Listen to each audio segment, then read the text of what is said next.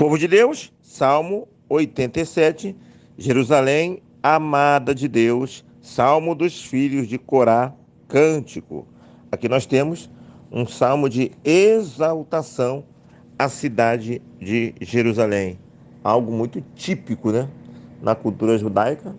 Hoje seria algo errado na atual fase desse grande filme de Deus. Como sempre, eu faço com vocês essa comparação didática. Você que não me conhece como pastor, no nosso ministério nós sempre didaticamente fazemos menção aos relatos bíblicos do Velho e Novo Testamento como um grande filme de Deus. E para você entender um filme, você precisa ver o filme do começo ao fim, porque um capítulo posterior pode mudar completamente o capítulo anterior, né? O filme muda.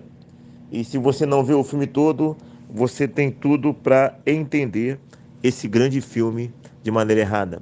Nesse filme, Deus usa os seus atores e atrizes reais.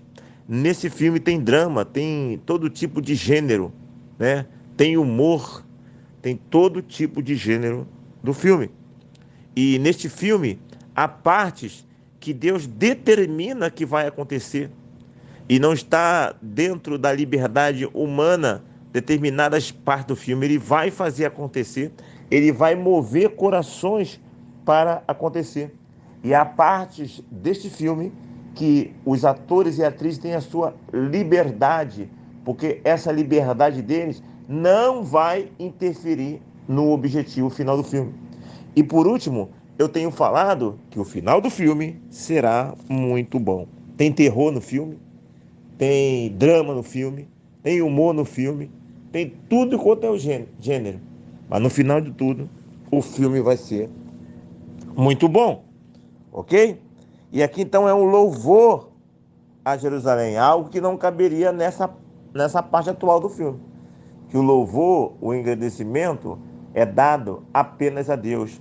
O que passa disso é idolatria. Ah, um lugar santo, como hoje ainda, há muitas peregrinações, há muitos cristãos que viajam para Jerusalém com esse sentimento que ali é um lugar santo, no sentido de um lugar especial. Isso tem a ver com cultura judaica, né? E você ir lá para entender a cultura, você ir lá motivado para entender a cultura, e até no aspecto psicológico, né? Você está na cidade onde o Cristo nasceu, o Cristo cresceu, o Cristo ensinou, o Cristo morreu, o Cristo ressuscitou. Tem todo um simbolismo histórico, é legal essas motivações, mas tem que tomar cuidado muito com aquela motivação idólatra, é isso? Como era na época dos judeus. Os judeus, eles tinham naquela parte do filme, era até admitido, né, a cidade escolhida. E aqui nós temos os estudiosos percebem aqui nos estudos, que aqui nós temos até uma profecia, dizendo que a partir de Jerusalém, que é a cidade mãe, né, todos os povos seriam congregados. Seria mais ou menos assim, poeticamente falando. Nós podemos falar que Adão e Eva são os nossos pais, porque todos nós viemos deles, né? Podemos dizer que somos filhos de Adão e Eva, né? E da mesma forma, poeticamente falando, todos os povos são filhas de Jerusalém, porque de Jerusalém vem a bênção para todas as nações. É em Jerusalém que nasce o Cristo. É a partir da base de Jerusalém que Deus traz todos os benefícios para todas as nações, né? E aqui o próprio texto vai dizer, no versículo 4, né, que fará menção de ti a Raabe, no caso aqui, Raabe aqui é o Egito. Algumas menções já traz logo a palavra Egito. Outras versões bíblicas é Raabe. E se você fizer uma pesquisa sobre Raabe, é uma menção não à mulher Raabe, assim ao Egito, ok? Há um sentido aqui, muitos estudiosos entendem que há um sentido aqui profético. Então, Egito, Babilônia, Filistia, Tiro, né? a Etiópia, né, tem essa menção aqui como povos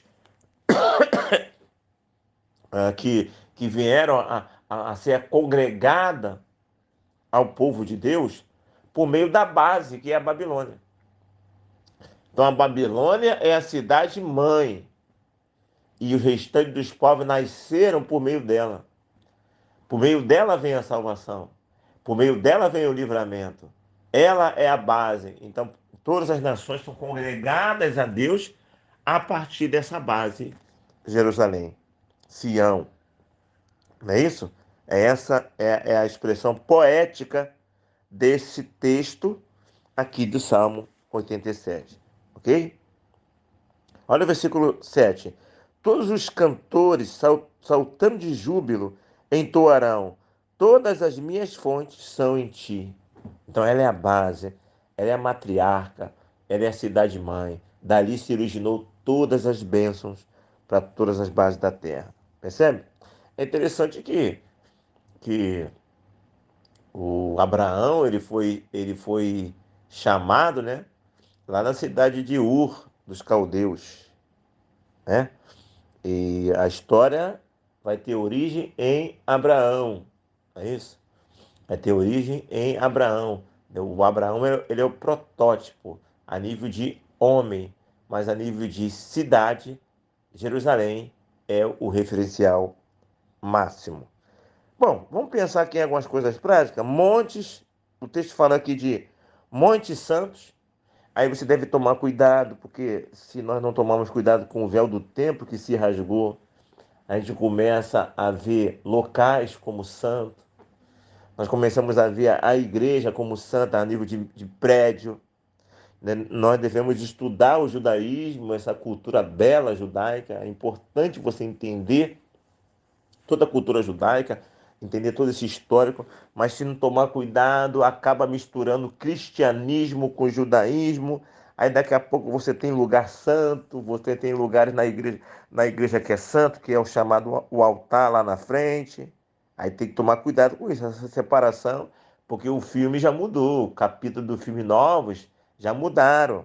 E você não pode viver o capítulo de hoje como estivesse vivendo o capítulo passado. Então, o texto fala aqui de Monte Santo, não é isso?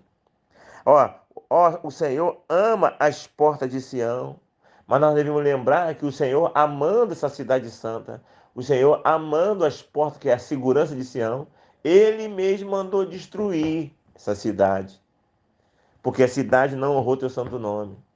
Então não adianta ficar com declarações belas da cidade, porque essas declarações belas da cidade, elas precisam ser acompanhadas de vida. Eu tenho dito que Deus não é uma adolescente, uma mulher que fica toda feliz, toda molinha, ai, agraciada, com palavras elogiosas. Isso é coisa de mulher, né? Isso é coisa de adolescente, né? Que fica satisfeita, fica iludida com palavras elogiosas. Deus não, Deus ele fica feliz com as palavras elogiosas. Afinal de contas, adoração, louvor são palavras elogiosas. Mas se isso não tiver acompanhado de vida santa, não tem sentido nenhum. Tanto é que o próprio Deus vai lá e se levanta contra a cidade, e arrebenta contra essa cidade, né? Arrebenta contra Sião, né? Ele fala lá em Abacuque lá que preferiria fechar as portas de Jerusalém do templo do que ter uma adoração de um povo que honra com os lábios, mas o coração está longe dele.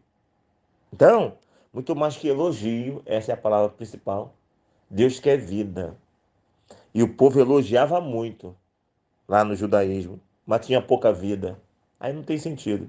Então, que nosso louvor, que nosso elogio a Deus, ao templo que o Senhor nos permitiu construir. Poxa, que beleza, que templo bonito, esse templo exaltado. Amém, isso é legal. Construir igrejas bonitas para Deus, um santuário para louvar a Deus. Ótimo, muito bom. Mas se não tiver vida, já era. Serve para nada. Fede para Deus. É horrível para Deus. E essa é a realidade do povo judeu. Construiu algo grandioso para Deus, adorava a cidade de Deus, honrava a Deus por meio da sua cidade, mas a vida deles não correspondia à exaltação. Encerrando, versículo 5: E com respeito a Sião se dirá: Este é aquele, este e aquele nasceram nela, e o próprio Deus Altíssimo a estabelecerá.